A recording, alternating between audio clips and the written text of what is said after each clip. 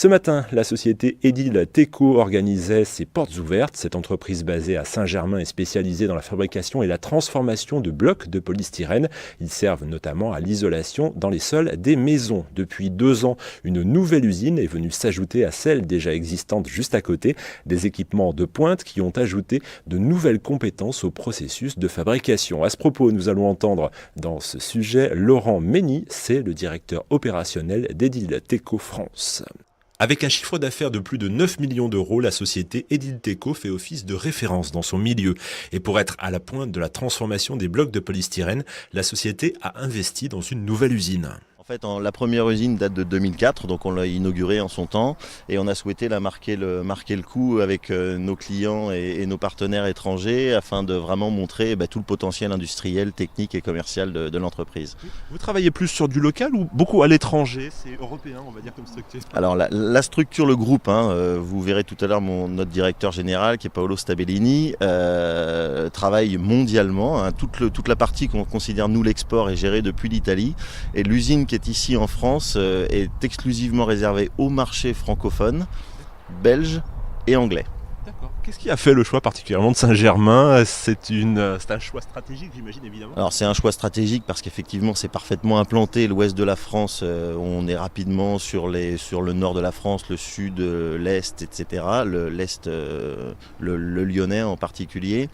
Et puis après, on avait déjà des points de production en Belgique, en Italie, donc c'était évident d'essayer de les éloigner au maximum pour être le plus performant possible. Et ensuite, évidemment, la communauté de communes nous a fortement conseillé et incité à venir ici. Dernière question, on va parler du laboratoire en lui-même. Parlez-nous-en, qu'est-ce que c'est? Qu'est-ce qu'on y fait dans ce laboratoire? Alors qu'est-ce qu'on y fait? On vient torturer un petit peu les produits que l'on fabrique. Alors on les torture de la belle façon, c'est-à-dire qu'on vient vraiment mesurer les capacités de résistance à la compression, de résistance thermique, etc. Et donc c'est ce qui fait qu'on peut obtenir des certifications telles que la CERMI par exemple, qui est la certification des matériaux isolants. Une certification que l'entreprise a eue au mois de juillet 2016. Alors sur le site de Saint-Germain, il y a plus d'une trentaine d'employés. L'entreprise recrute d'ailleurs des opérateurs et des conducteurs de machines. Et pour nous faire découvrir l'une de ces machines, justement, on va écouter Magali Barancourt. C'est la responsable de l'expanseur. Elle nous explique son fonctionnement. On a une chaudière à gaz donc qui dégage de la vapeur. On met des octabains de matières premières sur une plateforme. On fait balancer ça dans une trémie qui passe dans l'expanseur. Donc de la vapeur se dégage, qui fait développer la bille. Et on fait un premier passage, on laisse reposer 24 heures dans un silo. Et au bout de quelques heures, on repasse pour une deuxième expansion. Et la bille, elle est envoyée à différents endroits pour les besoins de l'entreprise. C'est comme un dispenseur, en fait, ça envoie à différentes autres machines. Tout à fait, c'est ça, pour le prêt à l'emploi, pour les blocs, pour l'ensaçage des billes de polystyrène.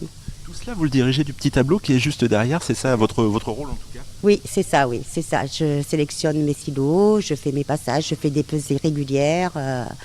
C'est mon travail. Une machine indispensable pour dispatcher la matière première aux différents postes. Pour finir, il faut préciser que le secteur est porteur. Le chiffre d'affaires de la PME s'est envolé l'an passé. Il était en progression de 10%. Et je précise que la société organisera demain une journée à destination de ses partenaires européens. L'idée sera de montrer les savoir-faire d'Edil-Teco dans son domaine.